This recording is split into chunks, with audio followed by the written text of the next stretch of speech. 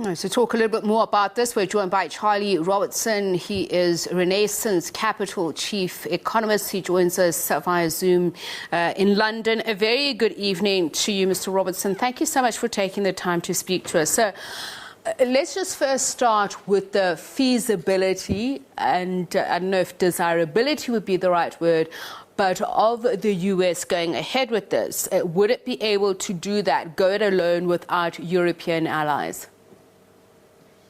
Yes, and somewhat less damaging for the world economy if it's only the US, because they're not a big importer of Russian energy. The countries that are much more dependent are places like Germany, where nearly 40% of households heat their homes with gas, a lot of which is coming from Russia. In fact, that's just direct. There's also district heating. It ends up being nearly half of German households would have to turn off their heating in March. It's still not very warm in Germany just yet. So there is an industry, of course, gets hit as well. So it's a big problem still for Europe, much less of a problem for the United States. They could get oil from Venezuela, and one of their officials was down in Venezuela just a day or two ago, trying to talk to the Venezuelans who've been big enemies of America for so long, but now saying, yeah, maybe you guys can ship us some oil to replace that Russian oil. And that's the irony of the situation, isn't it? So let's look at the figures that we're talking of here. I understand that Russian oil made up about 3% of all crude shipments that arrived in the US. Those are figures from last year. But looking at what European imports are, can you confirm it's about 4 million barrels per day of Russian crude and refined products that are received by Europe?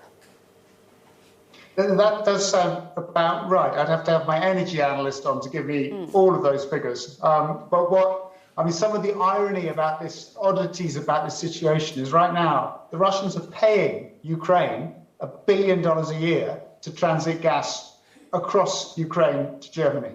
So literally today, $3 million was paid by Russia to Ukraine, and Ukraine's probably buying that in arms to now fight the Russians. I mean, it's a very odd situation where these dependencies go in ways that you wouldn't necessarily expect. So cutting off Russian energy would also mean less money going to Ukraine, as well as a recession in Europe. So Europe's dependency is very high. And of total Russian oil output of over 10 million barrels a day, about 5 million is being exported. That's a big share of global trade.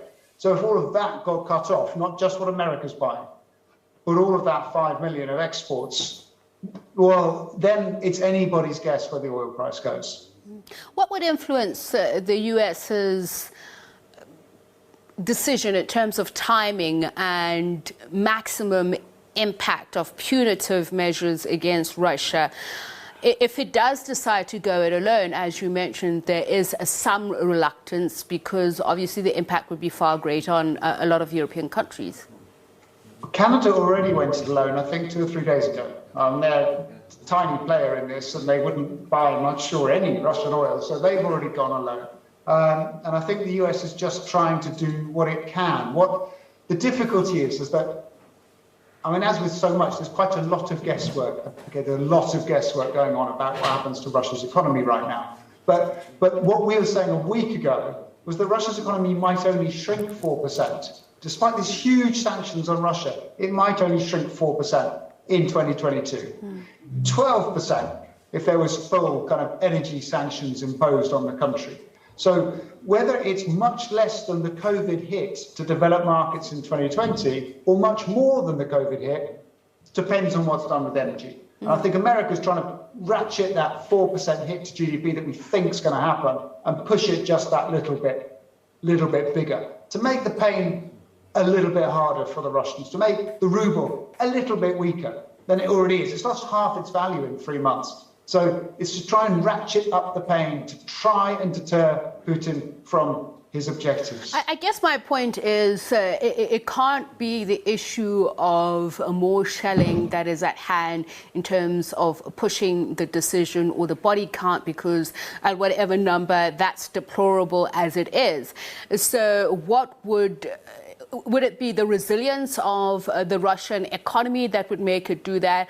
And would, for instance, the US then be able to convince even more vulnerable allies like South Korea and Japan to follow suit? They struggled with Iran.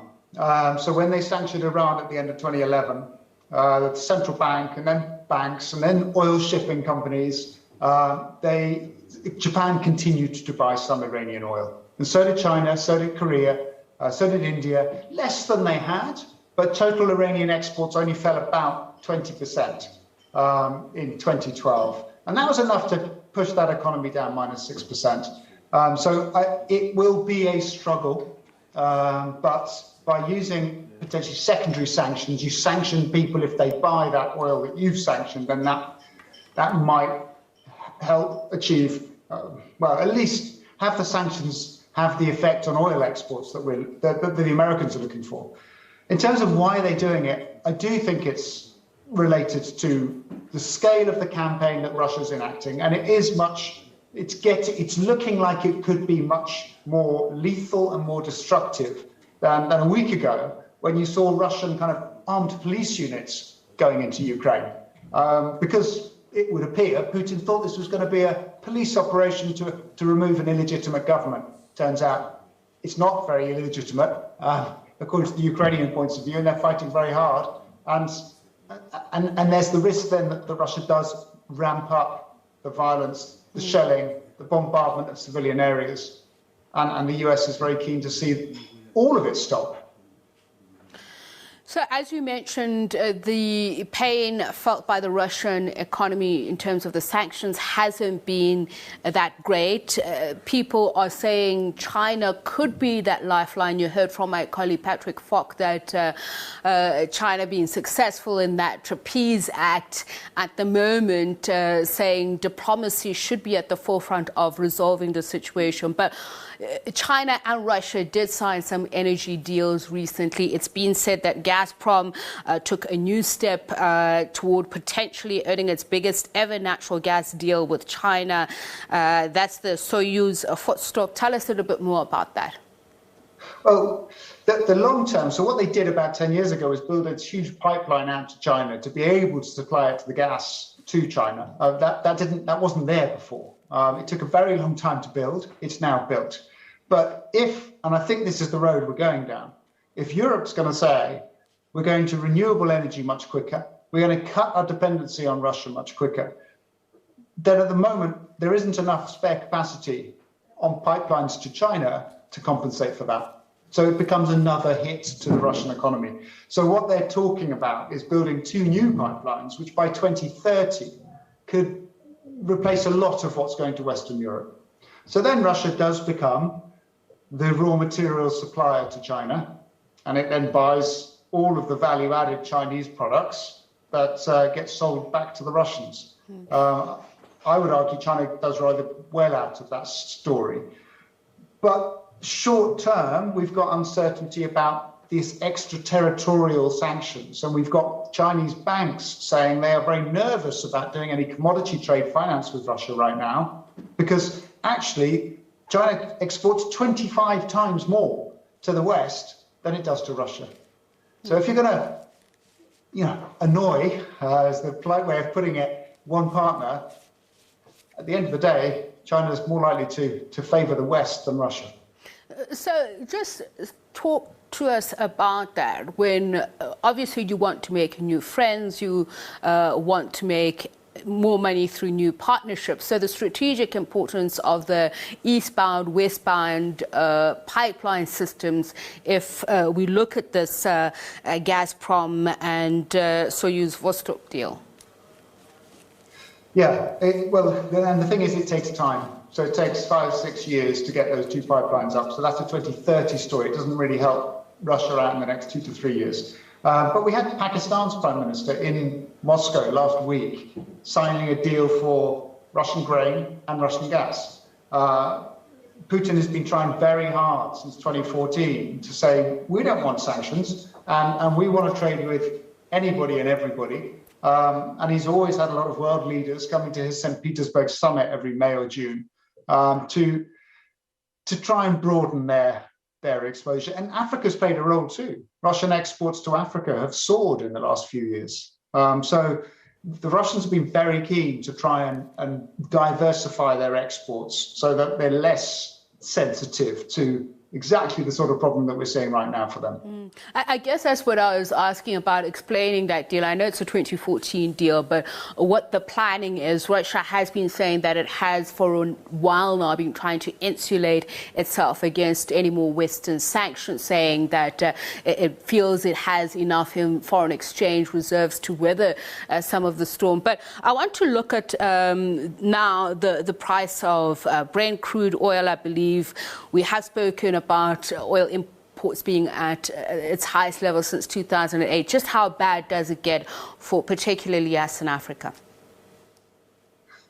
Well, not everyone in Africa, obviously, as you know. Angola is going to be saying this is fantastic for us. It's going to massively improve their debt to GDP ratio. Their credit ratings get better. It's good news for Nigeria, Gabon, Equatorial Guinea, Republic of Congo. There's quite a number of countries that are going to be pretty pleased with what's happening. But for so many others, you've got the hit from higher petrol prices, bigger subsidy costs to governments, and governments are short of money right now. And then you've got the food price hit as well. The wheat price is up 60% in a month. This is unbelievable. When Egypt, 33% of what Egyptians spend on any given month is food, on any given day is food. 17% in South Africa, but double that in Egypt. A third of all the money they spend is on food. In Nigeria, it's 50%. Half of all the money spent by households is on food. And when you're very dependent on imports like Egypt is, North Africa is, then you're getting a double whammy. Fuel prices going up, food prices going up, and the world economy, of course, taking a hit. Because when you see oil prices moving up this fast, it tends to be recessionary. And we're seeing that in global bond markets. And people are saying, well, maybe the Fed can't even afford to raise rates because the hit to the US consumer is going to be quite significant from oil prices going up. There is an awful lot going on in the world economy right now, and most of it's pretty bad news for most of us, sadly. Well, thank you so much for your time and insights, Charlie Robertson. Much appreciated. Renaissance Capital Chief Economist who speaks to us from London.